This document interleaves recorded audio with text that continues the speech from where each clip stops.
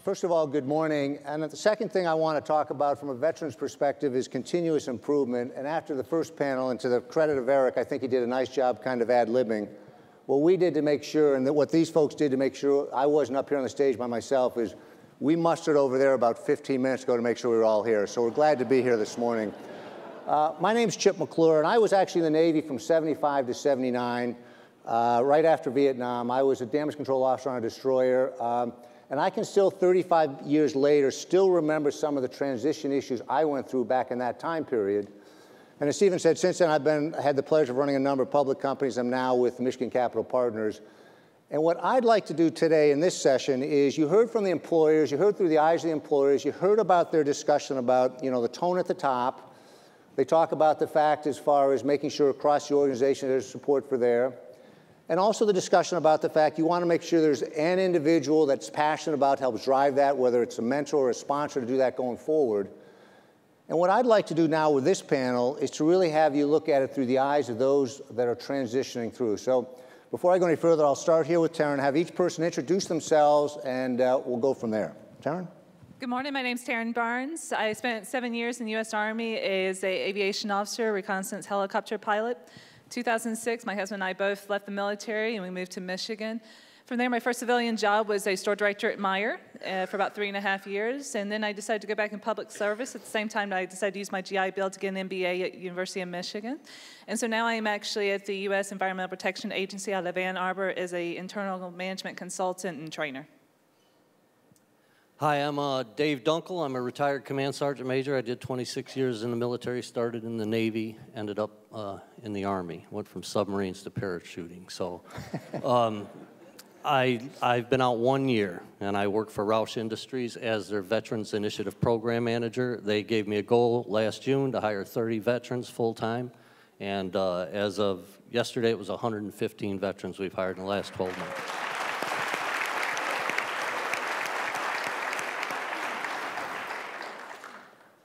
Hello, my name is Jennifer Holman. I am a retired United States Marine, 23 years. I retired in 2013. I served in all 4 components of the Marine Corps, so active duty, drilling reserve, IMA, and now as a retired Marine. So I really enjoyed that part. I transitioned in 2013 at Selfridge Air National Guard Base, where I took care of reservists, and my husband took a preemptory strike and retired the year before me, so we landed up staying right here in Michigan. Had a little bit of transition issues, took a short-term job with a civilian company, but I now work for the VA and the Military Sexual Trauma and former prisoner of war coordinator at the VA here in Detroit. Good morning. I'm J.J. Tsai. I served in the United States Army as an aviation officer for 8 years as a UH-60 Blackhawk pilot. After a tour in Iraq in 2004, I transitioned to General Electric's Junior Officer Leadership Program, where I spent about 9 years. In 2010, I moved to Michigan and also used the GI benefits to go back to the University of Michigan Ross School of Business for my MBA, and I'm now the CEO for the Michigan Fitness Foundation. Good morning, my name is Julia Tremay. I served for 3 years in the U.S. Army as a medic before getting out in 2005. After I got out of the military from overseas, I married a service member and was a military spouse for about 6 years. Before returning to Michigan again from overseas, I used my GI Bill benefits to obtain a nursing degree, and I now work as a registered nurse in the neonatal ICU for Mercy Health St. Mary's in Grand Rapids. Great, thank you very much.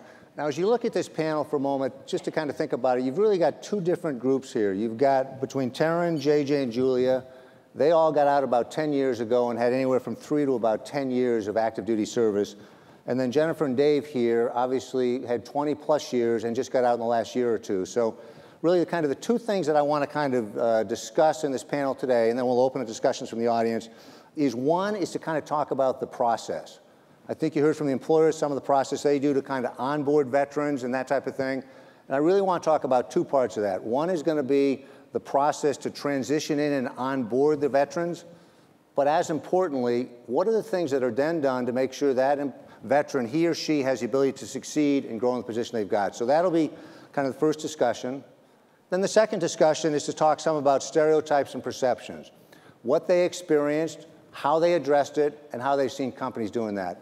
What I'd actually like to do is I'd like to start with JJ, because JJ, as he said, when he got out of the military, went to GE.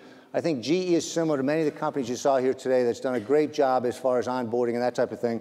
But JJ, if we could start with you and you kind of talk about your experience as you went through that program. The GE experience was great. I think there's two main reasons why the experience was very good for me and then the other veterans that joined the leadership programs at GE. And one reason is the rotational aspect of the program. When I came out of the service in February of 2005, inside of 90 days, I went from flying helicopters in and around Baghdad to sitting in a cubicle at GE in Atlanta. It was quite a shift in what I was asked to do. And the rotational aspect of the program gave me a chance to see the business from a couple different directions, and I wasn't kind of stuck in that job where I may not have stayed. I may have gone and done something else. So I ended up in that job, as in a finance role. Then I got to see a sourcing role at GE, and then ultimately as a project manager, and really leverage the skills that I had and what I brought to GE, which was as a problem solver and kind of getting out there and getting my hands dirty in solving problems. The other piece of it was the GE Veterans Network. We heard from the other panelists about the affinity networks. We had a very strong affinity network at GE, and what that allowed us to do at the local level and at the national level is to share experiences with other veterans, understand the challenges as we transition back from the desert and from the military, but also talk about the opportunities, have that mentoring with senior leaders, and figure out what we wanted to do with our career, really take the time to explore what we wanted to do as we transitioned out of the service. How did you find that? What was your experience? How would you rate it? So finding the role at GE, I initially went to several different headhunters, and they wanted to fill a slate of jobs, and it really didn't feel right. So it was leveraging my personal network and other veterans that had made the transition that were already in the program and talked so highly about it. Okay. And then what I'm going to do, and I'm start at this end, I'll start with Taryn in a moment. I'm literally going to go right down the panel and kind of ask them. I know, Taryn, in your case, when you got out of the military, you actually went through a recruiter. If you could kind of share kind of your experiences with that as far as transitioning from military to civilian life, and then maybe a little bit about, as you looked at kind of your career there at Myers and within the EPA, what were some of the things that you found that kind of did work or didn't work to help you grow within your career? Sure. So my transition was fairly easy. I, like JJ, did go through a headhunter company that specialized with military officers and senior NCOs. I was fortunate enough to find a company that was willing to work with where I wanted to move where I wanted to move instead of them deciding. So they linked me up with Meyer, and Meyer was just trying out a new program with their store directors to see how military officers and senior NCOs worked. So it was a relatively easy transition for me because of that, because I was not from Michigan and really knew nothing about the opportunities here. But my husband and I knew this is where we wanted to come, really because of where we wanted to get our graduate degree. As far as the difficulty of it was not necessarily the transition for me, but it was once I got to Meyer, and when I first took my first store in Canton, I remember that it was about a month after I had taken the store. I thought everything was going well. I was kind of drinking from the fire hose, but I was learning right before Black Friday, and if any of you have ever experienced that, that's wartime in itself right there. But I had one of my senior assistant managers pull me off to the side and tell me basically that I was coming across as off-putting and unfriendly to some of my employees just because of the way I walked and talked. And it was a shock to me because I had no idea what he was talking about. And he went on to explain that I had a way of walking that was about purpose and it was about getting the mission done, which we learn in the military. But I didn't really take time to stop and say hello to my employees very much. And just something that was a nuance to me very much. And so I had to learn not only about the physical transition, going from the military to civilian workforce, but just a mental transition as well. And I'm still internally grateful for that assistant manager coming and telling me that, because that made a world of difference. So essentially it was like an informal mentor that kind of helped you with that. And we talked about mentoring on the other panel, and I think it's important to kind of see that either formally or informally. It sounds like it worked for you. Absolutely. And I had a great mentor at Meyer, a senior store director, as I found this out and I started having talks with him. He really helped me, not being a veteran, but just having an understanding personality of helping me make that mental transition. Super. Dave, in your case, you just got out about a year ago. And before I forget, I should mention Roush just the other day received an award from the DAV, and I say congratulations for that. We should give you a round of applause for that. And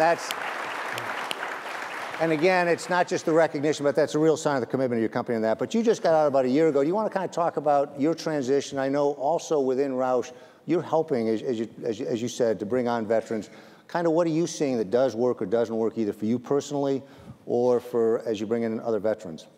Well, I think in my particular case, one of the most difficult parts of transitioning for me was, and your veterans are probably familiar with this, that I was a command sergeant major in the United States Army. And a command sergeant major kind of does whatever they want. And you can't do that in corporate America. You gotta find right where you fit in. I remember interviewing for the job, and it was an HR-related job, and I don't come from an HR background, and they asked me what was the most significant human resources obstacle that I've ever had to overcome. And I thought, well, I took 3,000 Peshmerga guerrilla fighters in northern Iraq, and I integrated them into the army that they'd been fighting for the last 20 years, and then deployed them down to Baghdad and engaged in full-spectrum combat operations, and I couldn't speak their language, and they couldn't speak my language, and somebody was trying to kill me every day that I was doing this, and they looked at me and said, "Do you know anything about PeopleSoft?" And needless to say, I didn't. But they recognized my potential and let me take a program and run with it. And I've been very, very fortunate in that they do recognize the skill set that veterans bring to the company and the ability to just get things done. Jennifer? What I didn't tell you in my introduction, that I was a Chief Warrant Officer in the United States Marine Corps. And like the Command Sergeant Major, the best thing about being a warrant officer is not only is bad behavior tolerated, it's expected. So you get to tell everybody what to do, even the general. He takes your advice, and that's a great thing. Also, to comment on what Taryn said, my first position once I left the Marine Corps, my boss came up to me and he said, you know, we gave you that little personality survey to assess your skills and ability, and well, your compassion skills are kind of lacking. And I said, well, you know, mission accomplishment, troop welfare. So that was kind of a transition problem for me as well, is that even in my current role at the VA, they said, you will go far. You will experience a lot of personality conflict.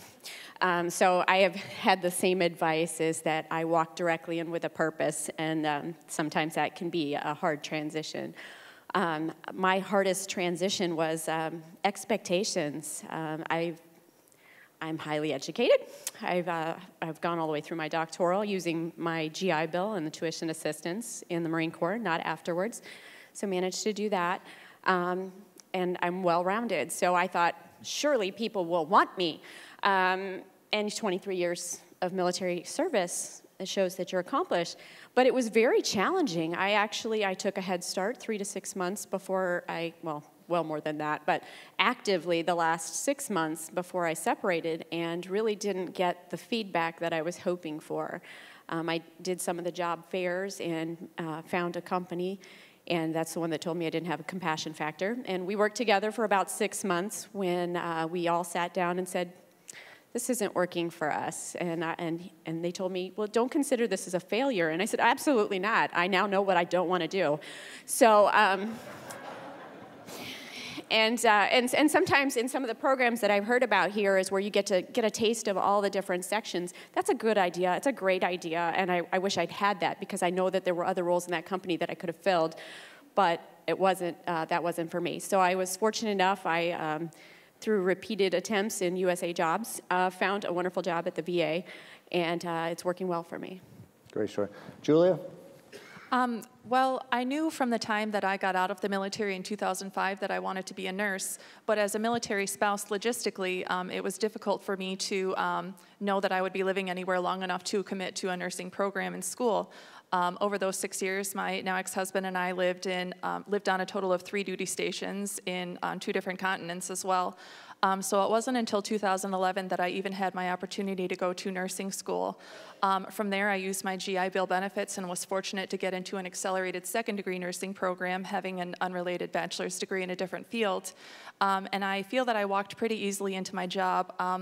It was an organization that I had exposure to during a clinical rotation.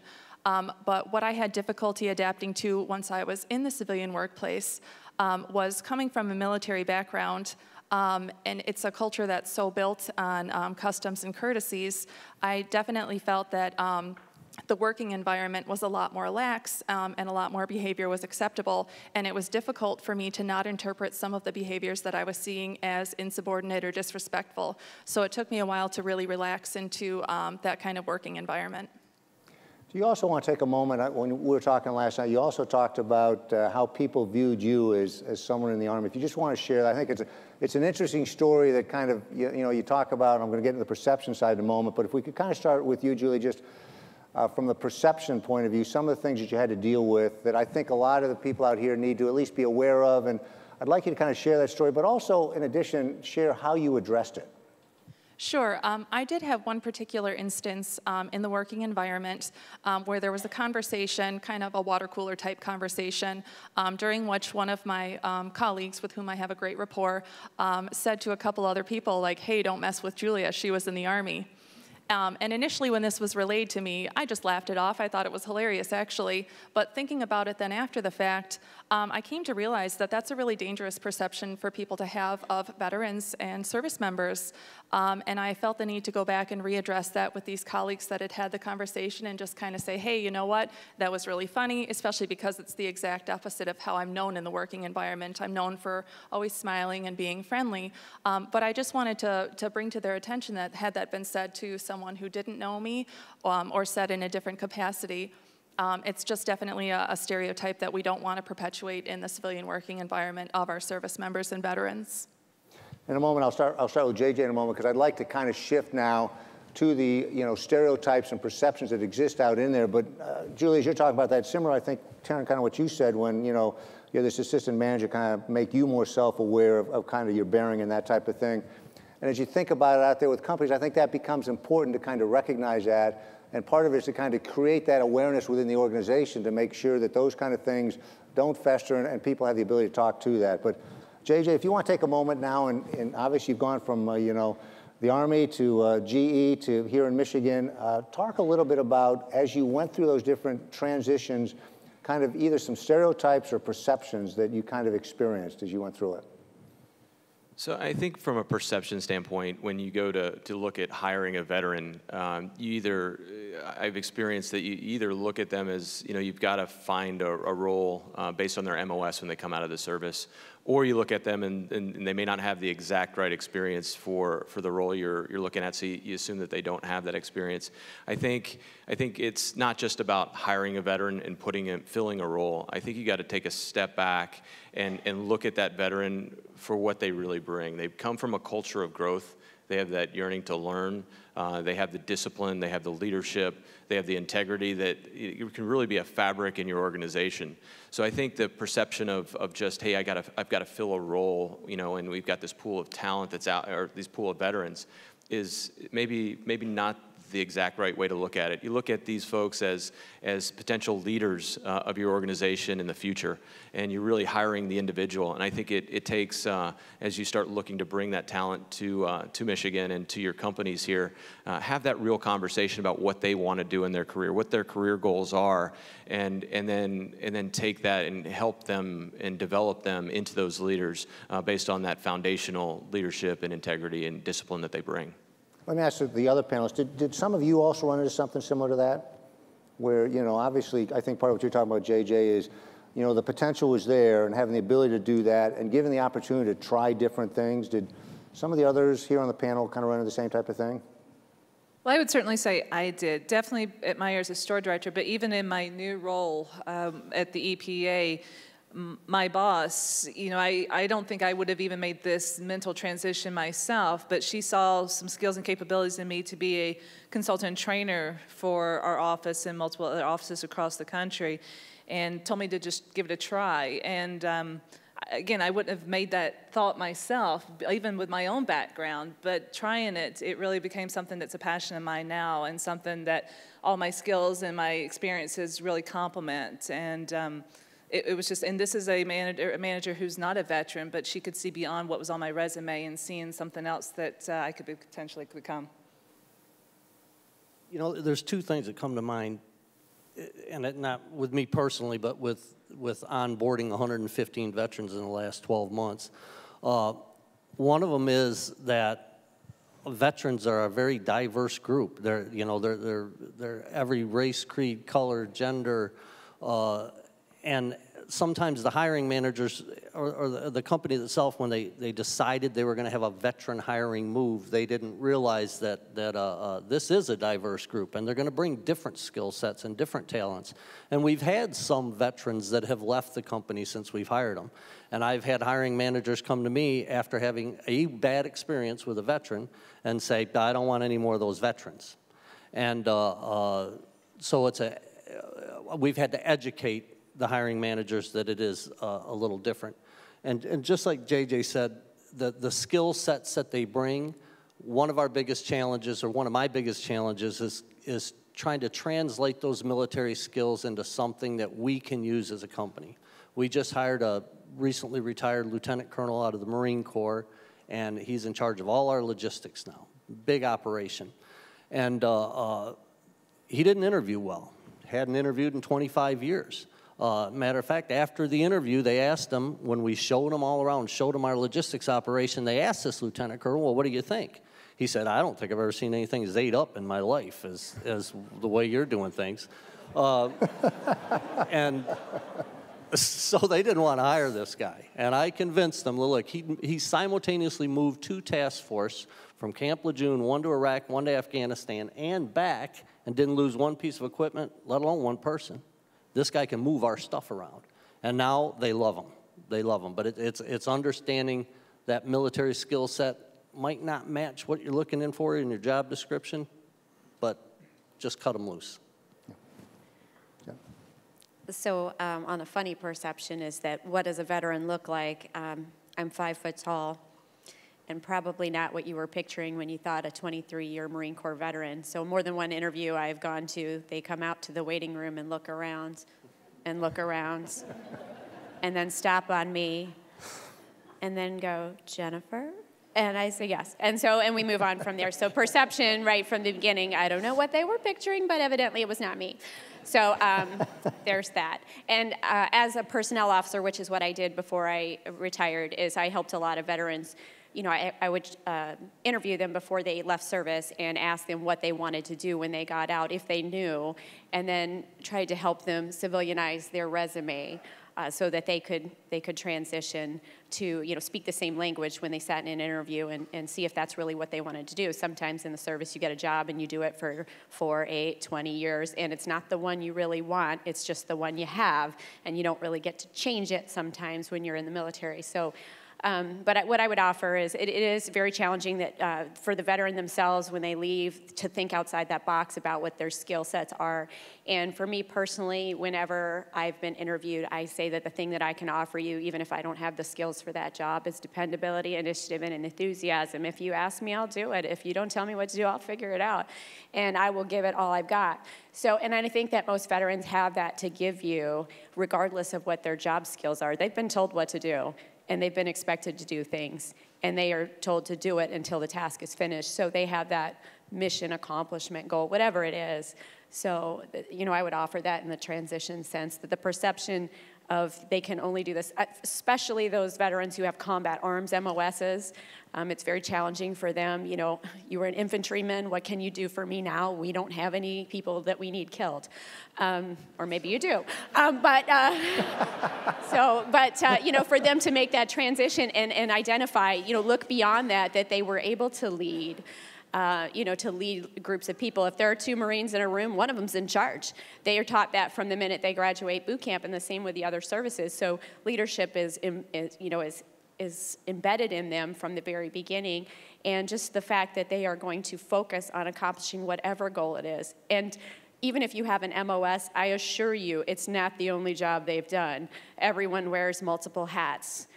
We make the most with what we've got, and I did 9 MOSs, and that doesn't even cover the other collateral crazy crap from planning gala events and things that I've been tasked to do that had nothing to do with my MOS. So we're very versatile and definitely. Let me ask, but I know Julie wants to weigh in on it, but let me ask a question to the panel. It was mentioned in the previous one, when you did your first couple interviews, was there a veteran that you interviewed with, or was it primarily just non-veterans that you interviewed with? Did anybody interview with a veteran? JJ, you did? You just want, because one of the things we talk about as you listen to this, and the previous panel talked about that too, is it's trying to translate. And obviously the first couple interviews, I think we can all remember our first interview. I can certainly remember mine. There were some humorous asides on that. But if you think about, and what Jennifer was just saying about, having someone that kind of understands the MOS and understands how it translates, understands the potential, those of us in the civilian world, you tend to think, unfortunately it's kind of in this little square that way, how it fits. But JJ, you did have a veteran that you interviewed with? The veteran panel, or there's a panel that included both veterans at the same level, kind of the junior officer level, and then a senior officer that had transitioned that was one of the mentors for the program that sat in on the panel. And it was easy for them to kind of see and understand what my skill set was and what I was bringing from the service.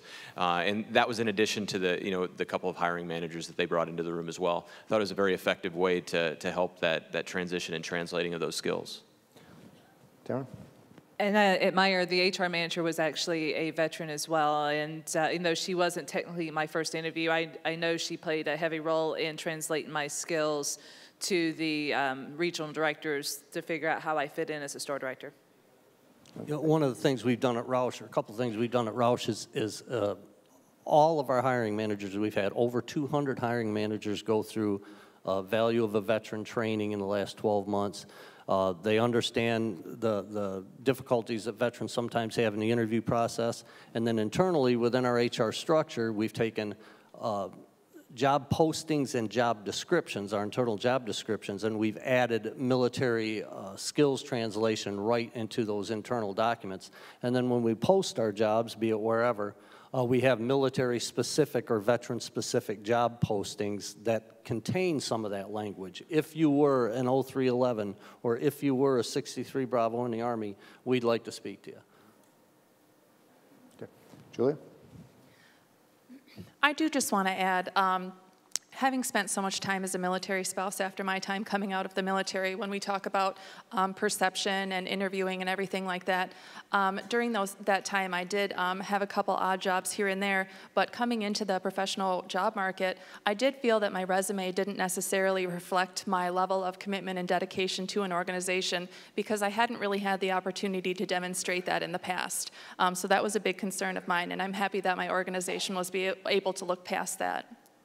That's a great way to shift. Let's talk a little bit about, spousal support and that type of thing. And if I could, and I'll start at this end with Taryn here, obviously kind of talk about your relation, what brought you here was you and your husband wanted to go to Michigan.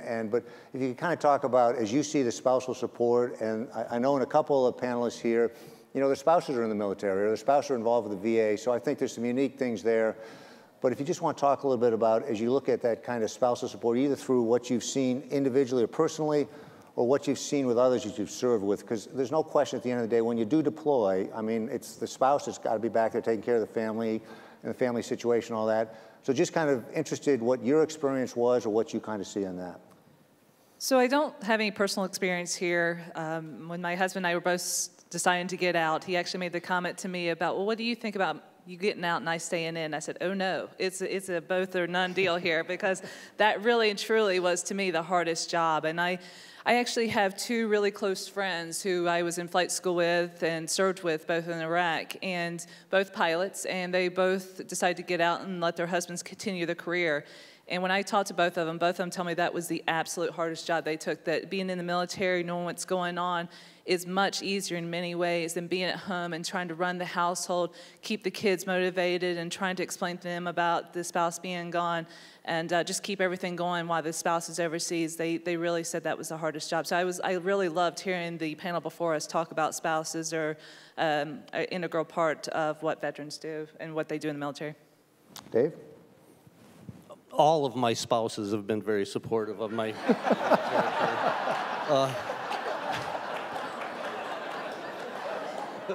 especially the last one, who I've actually been with for over 20 years and who is doing this transition with me. It's very difficult. It was stressful, especially if you're talking about hiring senior level people. If you're talking about hiring commissioned officers or senior enlisted, we tend to hit the ground at about 120 miles an hour and we just don't stop. And we're constantly looking for process improvement. You know, that's what we do. We make things run better. Well, that takes a lot of hours. And it was a strain on the relationship because I was working 60, 70, 80 hours a week and didn't punch a time clock. But like I say, she's been with me 20 years and she understands that's just part of what we do. So I'm very blessed. Jennifer? My husband is also a United States Marine retired. And we had moved, we were transferred here from California to Selfridge, and we were supposed to retire together. And he was able to retire a year before me, and he chose to do so. And that was a challenge because we had a plan, and he chose to retire a year early. And he was very fortunate. He slid into a nice government contractor job, and he's extremely happy with it. So it worked out well for us that he was able to find employment, because that could be a challenge, finding a job knowing that you were going to leave in a year when I retired. When it came time for me to retire, we had some kind of personal issues that made us move out of our house, and I was in a hotel for 6 weeks. So there were 5 of us and 3 cats in a hotel for 6 weeks, and we had to make some choices under duress. So we decided, you know, my 8-year-old has lived in 4 states. I have 4 daughters, and my oldest daughter graduates next week, and she has lived in 12 states. And she has moved more than 20 times in her life. And I thought, you know, maybe we could just stay put. So I made that choice to stay here in Michigan and decide to find a position here. And it worked out for us. We're very pleased that we stayed. But it was a hard choice. You know, we tried to decide where we wanted to move. We wanted to do it. But as my friends from Florida say, you chose to stay in Michigan. I said, no, I made a practical grown-up decision, and now I'm happy with it. Or at least I tell myself that every day, except in the months of November, December, January, February, March, and April. So, but no, we chose to stay here, and we're very pleased that we did. I just think that we have to take a second to thank all the spouses for their support of their service members. We would not be able to do what we do without the support of our spouses as we serve in whatever service. They are really what keeps the Army, the Marines, the Air Force together. They're the glue when we all go off to deploy to wherever it is and move around the country multiple times or around the world multiple times. So I think we just take a second to give them a little bit of applause.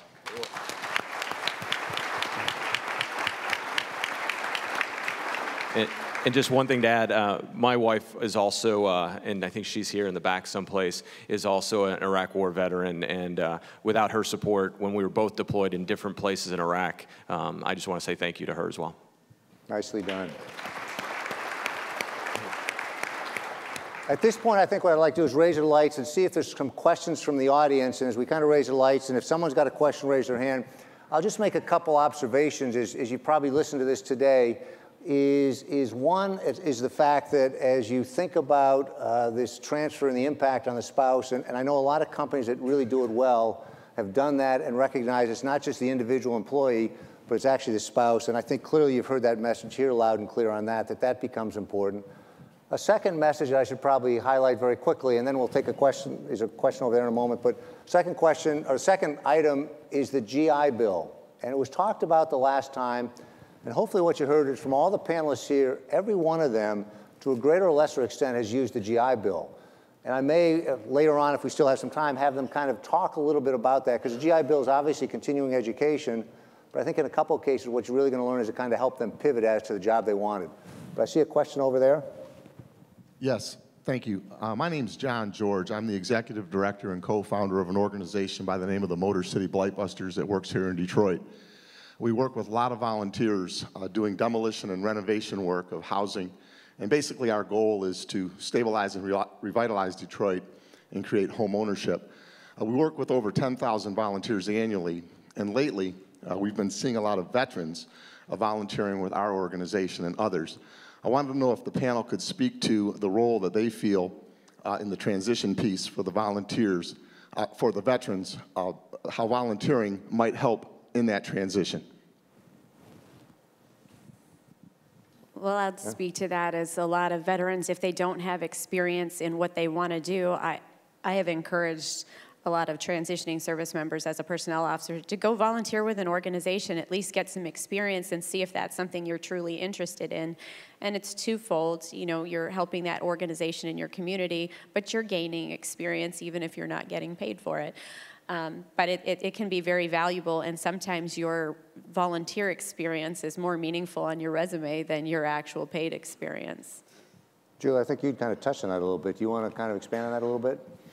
Yes, well, first, the organization that I currently work for, I actually volunteered for prior to my employment with them. But also, I do currently volunteer with an organization called Buddy to Buddy. It's a joint initiative of the University of Michigan and the Michigan National Guard, and it's a veteran-driven peer support organization that exists to assist National Guard soldiers with transitional issues. So I know the first panel really touched on how veterans are all networked, and basically I'm just perpetuating that and looking to give fellow veterans and National Guard service members, looking to give them a hand up and assist them with any resources that they may need transitioning to and from deployments and in and out of the military service. Anybody? I see another question back there, number 2. Yeah, John DePiro, USAA. If, for the panel members, all of you, any of you, if you could change one thing about your personal transition, what would it have been?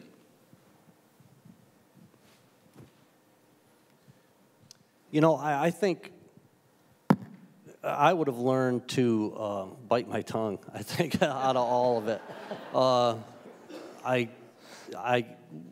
I had a boss, and I hadn't had a boss in a long, long time. And I had a relatively traditional HR director boss.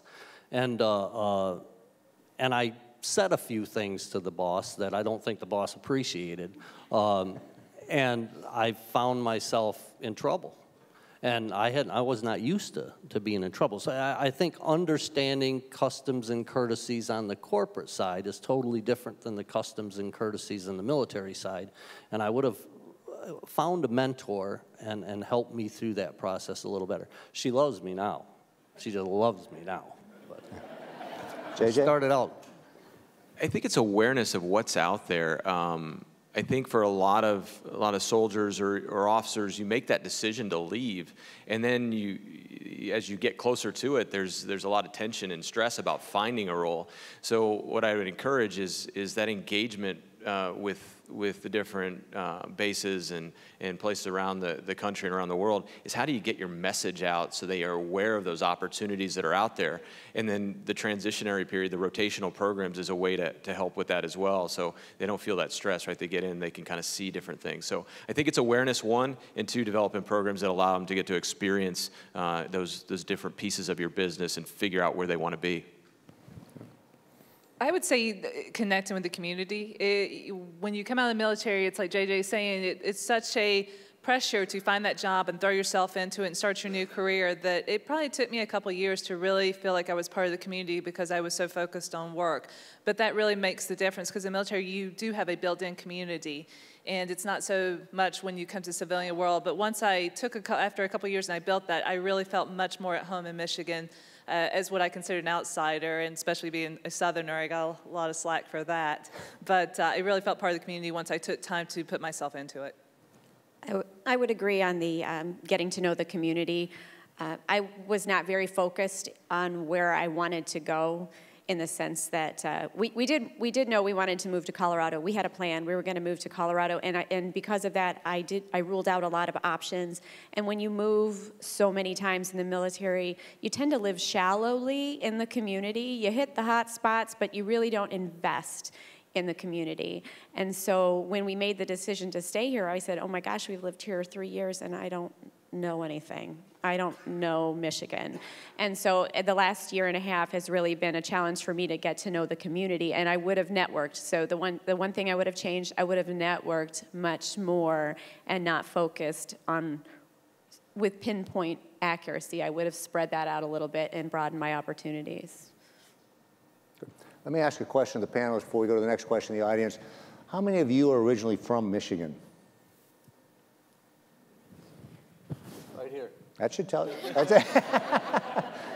You know, one of the things we talk about in the corporate world is the ability to relocate. And clearly, I'm sure what you hear the message too is a lot of them have relocated many, many times. And back to the question was asked by the Detroit Blightbusters and the one thing to change, I do think that community act, you know, getting involved in the community is important to be able to have that kind of roots. And so it's not just a shallow, but you've got the roots there.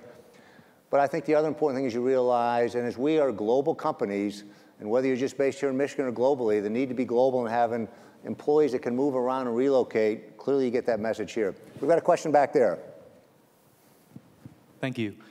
My name is Ryan Spencer-Reed. I'm a documentary photographer and a civilian. I had the pleasure and honor of following an Army battalion through 2.5 years of training, deployment, and reintegration. And the impetus for that project was that I had no idea as a civilian what their lives were like. And one of the things that stood out most for me was how quietly they charged hard in their jobs and how unassuming they were in their approach to life. And so applying that to the transition to the workforce, I would imagine that in an interview process, you would have veterans and military spouses that would be extremely humble about you know, what their lives were like, what their capabilities are, what was asked of them, because it's in their nature to be humble about that. So could you maybe talk about how to help employers see with what limited time you would have in an interview process, some of those richer, deeper, more valuable experiences that speak to the core of who veterans are by and large? And furthermore, would it be helpful, say, for the Veterans Institute to provide almost a dossier as like a folder for a resume to go into that would kind of help educate employers that aren't part of the consortium? Thank you. You want to take that on? You know, it's a great comment, and I think there's a lot of truth to that. I think it is hard, and I would certainly see what my panelists up here say too, but I think it is hard for us to sell ourselves. We're not used to selling ourselves as individuals. It's a team effort, and to have to go in that first interview, and even my second interview, I remember I probably didn't sell myself very well as an individual, and I think where I was lucky is in both interviews that people pulled the questions out of me and asked what I could do, not just looked at my resume and said, here's what I see, but they went further into my potential and asked the questions that pulled those capabilities out of me. But I don't think at the beginning I would have figured that out myself, so I think there's a lot of truth to that. I would add that you know, it's great if you have someone who pulls those questions out of you, and that would be something that I would ask in an interview. As an employer, you might ask, you know, how many times did you move? You know, what were your challenges with your family? Well, you're not supposed to ask about your family, but you know, what kind of challenge did you face? You know, moving around, and what other jobs did you do? What other collateral duties? Because as I mentioned, there's so many other things that we do, and we do them because we're told to do them because it's part of what we need to do, and we don't consider it as a second job or a second skill to add to the resume.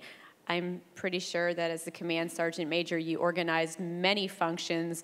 You know, there's parades and retirement ceremonies, and there's lots of different events that aren't really, you know, you wouldn't think of in the leadership potential, but the organizational skills that need to, the administrative detail, the logistical support, all of those little things are embedded in those collateral duties that we've had. And so to ask about, you know, what other things did you do besides just your MOS in the service, you know, and asking about the challenges that they face could get that. Plus, there are a lot of resources out there that will ONET and do the crosswalk. If people are familiar with ONET, it's a resource out on the internet that you type in an MOS and it tells you what it is. And it tells you what the civilian job categories that are similar to it. So those are really, we sell them to the veterans as they're leaving as an ability to change the language that they have to civilian language, but it's just as useful to an employer to go, what does that really mean? Yeah. Because some of those titles are really crazy, and you're like, no, it's just an electrician, or it's just it just sounds really, it's really complicated when it's not. And so you can get down to that yourself and look that up and learn that before you sit down for the interview, and it's something that could be helpful. I know there's some more questions, but unfortunately we've run out of time at this point. But hopefully, if you get the chance, and I know there's other questions, and first of all, I thank Disney Institute and USAA and the others for being involved in this today. I also want to thank the employer panel. I think it was great. But I want to thank these panelists, too. So thank you very much.